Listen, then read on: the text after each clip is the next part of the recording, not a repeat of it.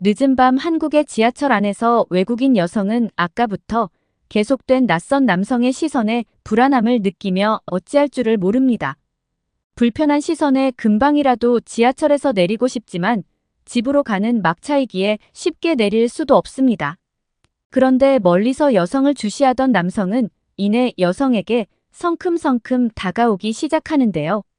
과연 이들에겐 무슨 일이 생긴 것일까요? 지금 사연 바로 시작합니다. 안녕하세요. 여러분, 저는 스위스 출신의 리나입니다. 저는 이탈리아에 있는 한 대학에서 언론학을 공부했고 졸업하자마자 바로 마케터로 일하기 시작했어요. 사실 처음부터 마케팅에 관심이 있었던 것은 아니었어요. 대학 시절 언론학을 전공하며 다양한 분야를 접해보았고 그 중에서 마케팅이 제게 가장 흥미롭게 다가왔죠. 마케터로 일하는 것이 항상 쉬운 일만은 아니에요. 시장 조사를 하고 데이터를 분석하며 경쟁사와의 차별화를 위해 밤낮 없이 고민해야 하는 날도 많죠. 그래도 저는 마케터로서의 직업에 큰 만족을 느끼고 있어요. 사람들의 마음을 사로잡는 창의적인 아이디어를 펼칠 수 있고 끊임없이 변화하는 시장 속에서 성장할 수 있는 이 직업이 제게 딱 맞는 것 같거든요. 그래서 회사도 즐겁게 다니고 있었어요. 그러던 어느 날 출근을 했는데 주재원 파견에 대한 이야기가 들려왔어요. 정확한 나라는 알 수 없었지만 제 생각에는 미국일 것 같았죠. 얼마 전 선배가 뉴욕으로 발령받았거든요. 그 선배가 저에게만 살짝 귀띔해준 적이 있었어요. 미국이라면 망설임 없이 신청할 예정이었죠. 제 또래 사람들에게 미국은 여전히 선망의 나라거든요. 저는 미국에 가본 적은 없지만 흔히 풍요로운 나라라는 이미지를 가지고 있잖아요. 물론 경제적 풍요가 전부는 아니라는 걸 잘 알고 있어요. 하지만 다른 문화권에서 살아보는 것도 매력적이죠. 회사에서 일한 지 6년이 넘다 보니 일의 흐름도 파악했고 새로운 환경에서 일해보고 싶었거든요. 그래서 저는 아직 발령지가 정해지지도 않았지만 주변 사람들에게 가고 싶다고 이야기하고 다녔어요. 사실 결혼하고 가정이 있는 분들은 주재원으로 나가는 걸 꺼려 하더라고요. 자녀 교육 문제도 있고 새로운 문화에 적응하는 게 안정적인 생활을 유지하는 데 큰 부담이 된다고 하죠. 하지만 저처럼 미혼인 사람들은 이런 부분에서 자유롭잖아요. 그래서 며칠 후 회사에서 공식적으로 주재원 신청을 받는다는 공지가 떴을 때 저는 정말 기대가 컸어요. 근무 연수도 충분히 채웠고 이번에는 꼭 가겠다는 마음이었거든요. 하지만 파견지가 발표되자마자 제 기대는 완전히 무너졌어요. 주재원으로 가게 될 나라가 한국이었거든요. 주변 동료들은 미국보다 한국이 더 좋다면서 적극 추천했지만 저는 실망할 수밖에 없었어요. 한국에서의 생활이 불편하거나 적응하기 힘들 것 같아서가 아니라 그냥 제가 기대한 미국이 아니었기 때문이에요.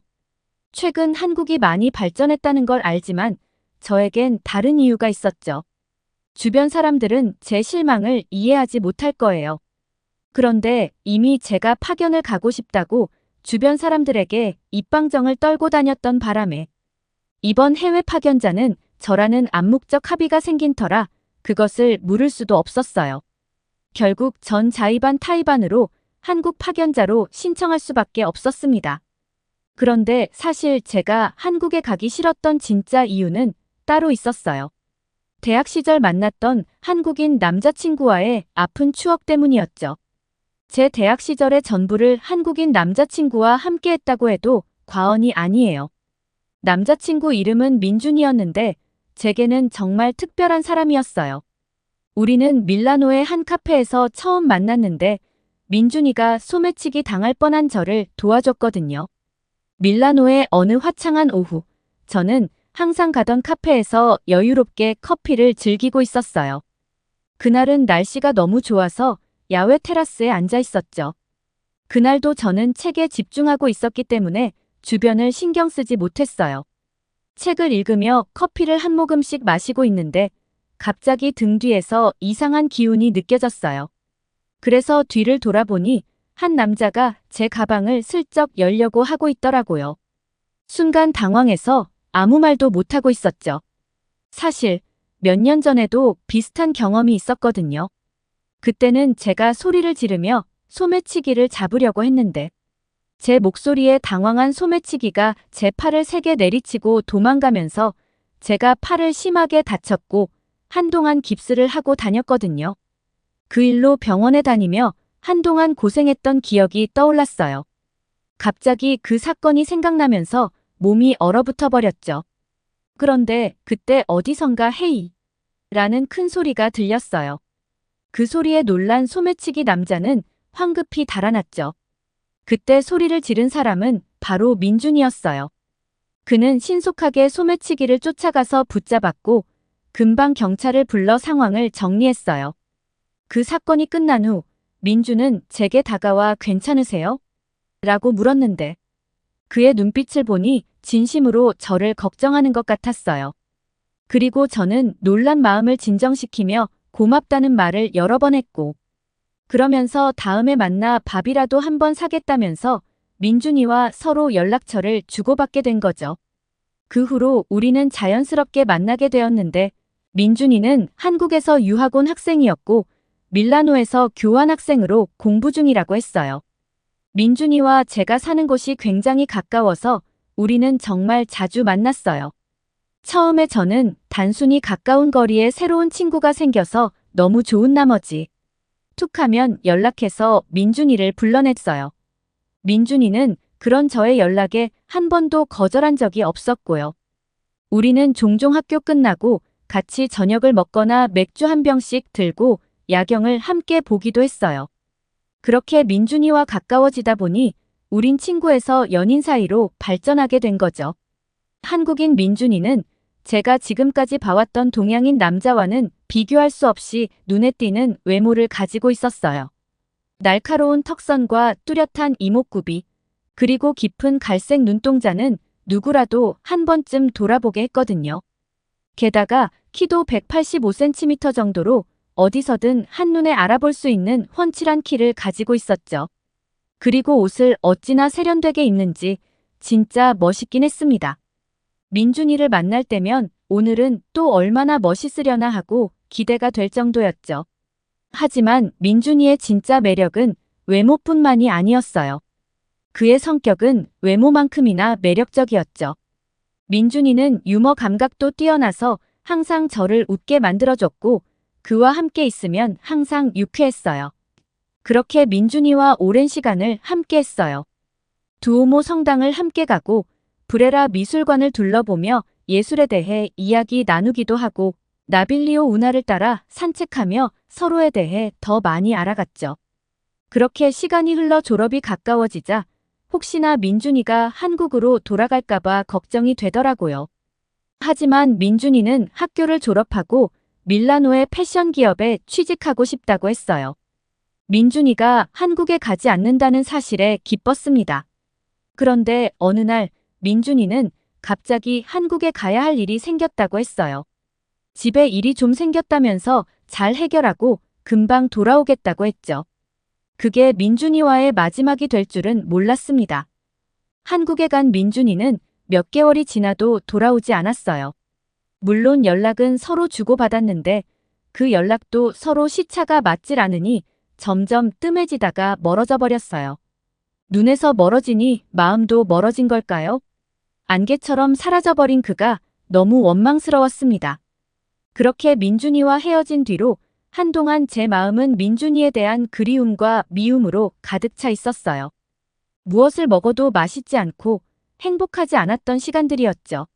친구들과 어울려도 맛있는 음식을 먹어도 항상 마음 한구석이 허전했어요.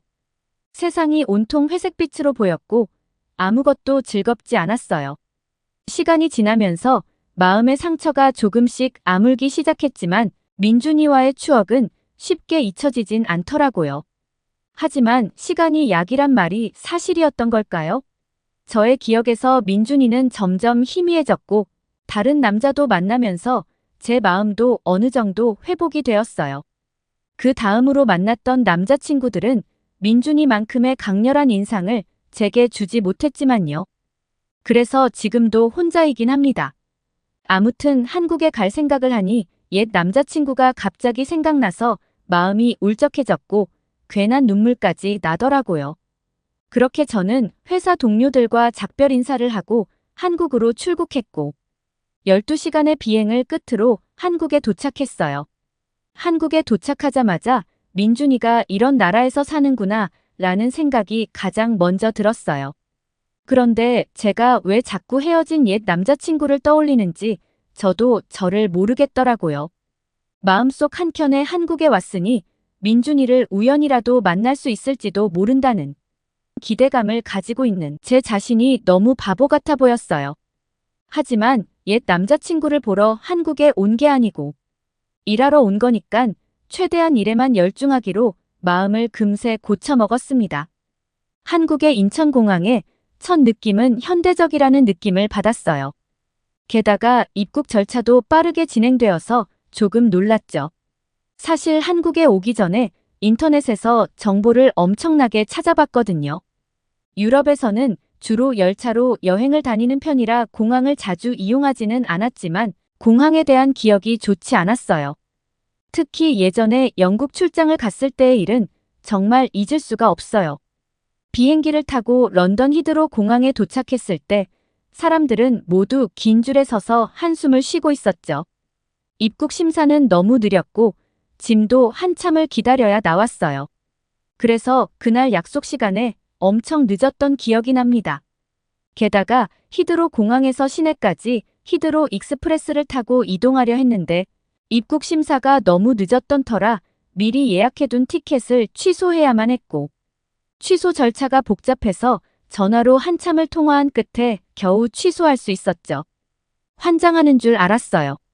그 이후로도 저는 출장 때문에 여러 나라 공항을 다녔지만 공항에서 좋은 경험을 한 적은 거의 없었어요. 그래서 한국의 공항도 별반 다르지 않겠지 하고 생각했는데 막상 와보니 괜한 걱정이었더라고요. 한국 공항은 깔끔하고 체계적으로 운영되고 있었어요. 입국 심사도 빠르고 짐도 금방 찾을 수 있어서 기분 좋게 공항 밖으로 나왔습니다. 저는 회사 근처 레지던스에서 묵기로 되어 있었어요. 그래서 공항에서 레지던스로 이동하기 위해 버스를 탔죠. 그런데 며칠 전부터 여러 가지 생각으로 잠을 잘 이루지 못해서인지 갑자기 졸음이 밀려왔고 버스 안에서 졸음을 참지 못하고 그만 잠이 들어버렸어요. 한참을 졸다가 버스가 레지던스 근처에 도착할 때쯤 잠에서 깨어 부랴부랴 내렸어요. 그리고 레지던스에 도착해서 짐을 정리하는데 지갑이 보이지 않는 겁니다. 당황해서 가방을 뒤지고 옷주머니를 모두 확인했지만 지갑은 어디에도 없었어요. 갑자기 식은땀이 나기 시작했어요. 지갑에는 현금뿐만 아니라 신용카드와 중요한 서류들이 들어있었거든요. 순간 저는 정말 당황했어요. 공항으로 돌아가 왔던 길을 다시 되짚어보고 레지던스 여기저기를 샅샅이 뒤졌지만 지갑은 보이지 않았어요. 한국에 도착한 첫날부터 이런 일을 겪다니 제 자신에게 실망스럽고 화가 났습니다. 한국에 오자마자 벌써 일이 이렇게 꼬이니 한국에 괜히 왔나 하는 생각이 들었죠. 제가 버스에서 잠든 동안 소매치기를 당했다고 생각했고 왜 방심을 했는지 제 자신이 바보처럼 느껴지더라고요. 게다가 지갑을 잃어버린 게 소매치기 때문이라고 생각하니 한국에 대한 부정적인 생각만 가득해졌습니다. 왜 내가 이런 일을 겪어야 하나 하는 생각이 머리를 떠나지 않았어요. 다음 날 회사에 사정을 설명하고 경찰서로 향했어요. 경찰서에 도착해서 영어로 지갑을 잃어버렸다고 말했어요. 그런데 경찰관이 내 말을 제대로 알아듣지 못하는 것 같아서 정말 당황스러웠어요. 한국이 세계적인 나라라고 해서 기대했는데 경찰관이 내 영어를 이해 못하니 바로 실망했죠. 그런데 곧 영어 잘하는 경찰관이 왔어요. 그래서 그 경찰관에게 지갑을 잃어버린 상황을 자세히 설명했어요. 그분과는 대화가 잘 통해서 다행이었어요. 정말 친절하게 응대해주는 모습에 기분이 좀 나아지면서 답답했던 마음도 풀리는 것 같았죠. 그 경찰관은 제게 곧 지갑을 찾을 수 있을 거라면서 노력해보겠다고 여러 번 말해줬어요. 그 경찰관의 친절한 태도와 말 덕분에 조금은 마음이 풀렸지만 지갑을 찾을 수 있을지에 대한 확신은 없었어요. 범인이라도 잡아서 여권만이라도 되찾고 싶은 마음에 신고했던 거니까요. 그런데 이틀 후 그 경찰관에게서 전화가 왔어요. 제 지갑을 찾았다는 기쁜 소식을 전해주더라고요. 거의 포기하고 있었던 터라 너무 놀라면서도 기뻤습니다. 몇 번이고 감사 인사를 했어요.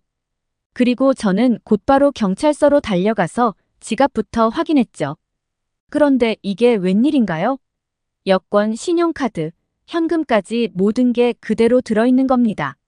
맙소사, 보고도 믿기지 않았어요.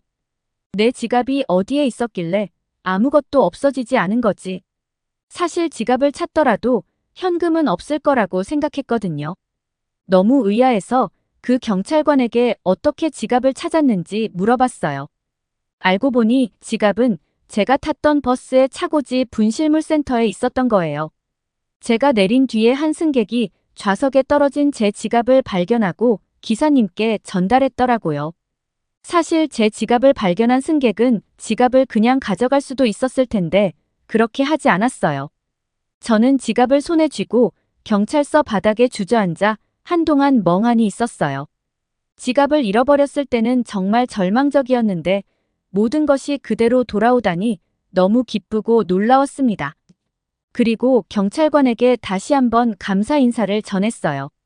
그리고 한국인들의 양심에 감동했다고 말했죠. 그러자 담당 경찰관이 말하기를 한국 사람들은 작은 물건이라도 잃어버리면 주인에게 돌려주는 게 당연하다고 여긴다고 하더라고요. 그 말을 듣고 정말 감동했어요. 한국은 제가 생각했던 것보다 훨씬 더 안전하고 시민의식이 높은 나라였어요. 한국에 오기 전에 인터넷에서 여러 번 한국이 안전하고 양심적인 나라라는 이야기를 들었지만 사실 반신반의했거든요. 그런데 제가 몸소 겪어보니 믿기 힘들 정도로 놀라웠고 한국 사람들의 양심에 대해 다시 한번 생각하게 되었죠. 그리고 그 일을 계기로 한국에서 잘 적응할 수 있을 것 같은 자신감마저 들었답니다. 그날 이후로 저는 한국에서 순탄한 생활을 이어가고 있었고 한국에 온 지 한 6개월이 지났을 때 제 인생을 뒤흔드는 사건이 발생하고 말았어요. 제가 한국에 있으면서 한국의 대중문화를 정말 좋아하게 되었고 카카오 프렌즈 굿즈를 시작으로 연예인 굿즈를 모으기 시작했거든요. 굿즈 모으기는 저에게 소소한 행복으로 다가왔어요. 아참, 굿즈는 연예인들과 관련된 기획상품 같은 거예요. 아무튼 그날은 제가 평소에 좋아했던 아이유의 새로운 굿즈들이 신상 발매하는 날이었습니다. 그래서 강남으로 지하철을 타고 가게 되었어요. 제 회사는 이태원 쪽에 있어서 강남은 자주 가는 편은 아니었어요. 한두 번 가본 게 전부였고 저는 새로운 굿즈를 살 생각에 신이 났습니다. 그렇게 도착한 강남 굿즈 가게는 정말 보물창고였어요. 인터넷에서는 구하기 힘든 굿즈들이 정말 다양하게 있더라고요. 결국 저는 아이유 굿즈 이외에도 구매 목록에도 없는 새로운 굿즈들을 사느라 돈을 엄청 써버렸고 쇼핑백에 물건을 가득 담아서 양손에 무겁게 들고 가게를 나왔습니다. 사실 저는 겁이 많은 편이라 늦은 밤에는 잘 안 돌아다니거든요. 그런데 오늘은 회사 일이 좀 많아서 퇴근이 늦어지는 바람에 강남에 있는 굿즈 가게에 도착한 시간이 이미 10시였고 강남역 근처에서 이것저것 구경하다 보니 어느새 12시가 넘었더라고요. 하지만 강남의 밤거리는 여전히 밝고 활기찼어요. 늦은 시간인데도 사람들이 많아서 다행이라고 생각했죠. 그런데 그것도 잠시 지하철역에 들어서자 마지막 열차가 오고 있단 소리에 양손에 굿즈들을 들고 서둘러 뛰다가 그만 턱에 걸려 넘어지고 말았습니다. 악철푸덕. 저는 넘어졌고 들고 있던 쇼핑백이 찢어지면서 안에 있던 굿즈들이 여기저기로 흩어졌어요. 그 쇼핑백 안에는 방금 가게에서 구입한 여러 가지 굿즈들과 제 지갑, 휴대폰이 모두 들어있었죠. 순간 제 앞은 난장판이 되었고 저는 황급히 떨어진 물건들을 줍기 위해 일어났어요. 그런데 갑자기 제 근처에 있던 한국 사람들이 저에게 괜찮냐고 물어보며 다가오는 거예요. 40대 회사원처럼 보이는 남자와 여자, 그리고 저와 나이가 비슷해 보이는 남자, 이렇게 3명이요. 그들은 흩어져 있던 물건들을 빠르게 주워서 저에게 건네줬어요. 정말 놀라웠어요. 그분들은 한마디도 통하지 않는 외국인인 저에게 아무런 망설임 없이 도움을 주었거든요. 지갑과 휴대폰도 무사히 되찾고 굿즈들도 하나하나 챙겨주셨어요. 그분들의 친절함에 정말 감동했어요.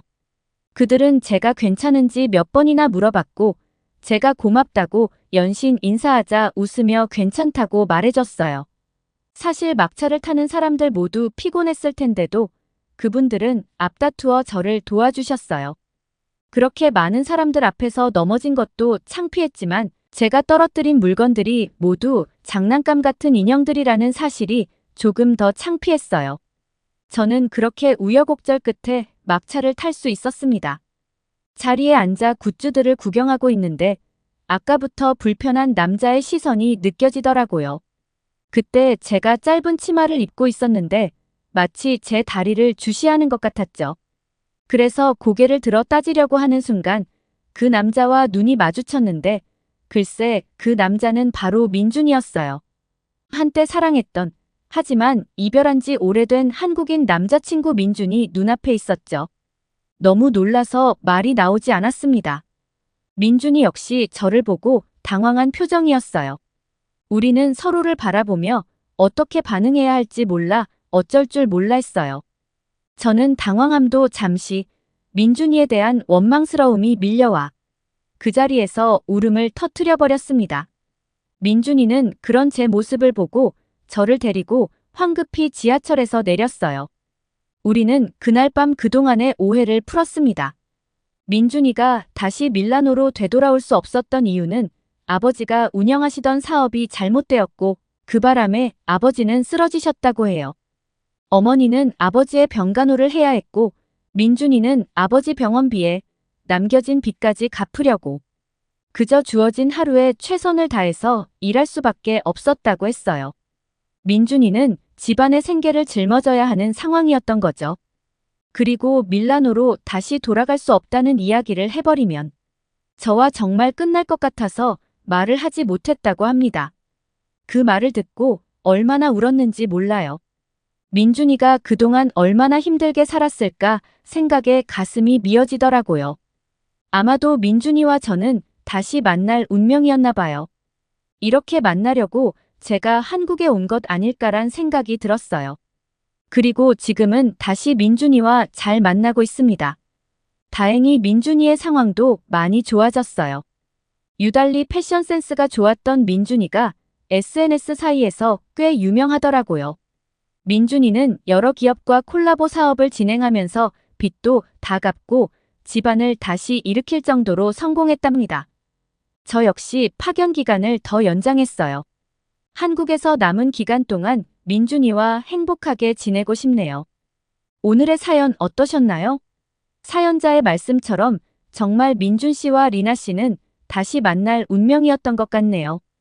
두 분이 오랫동안 항상 행복하시길 바랍니다. 오늘의 사연이 좋으셨다면 구독과 좋아요를 눌러주세요. 여러분의 구독과 좋아요는 영상 제작에 큰 힘이 됩니다. 끝까지 시청해주셔서 감사합니다.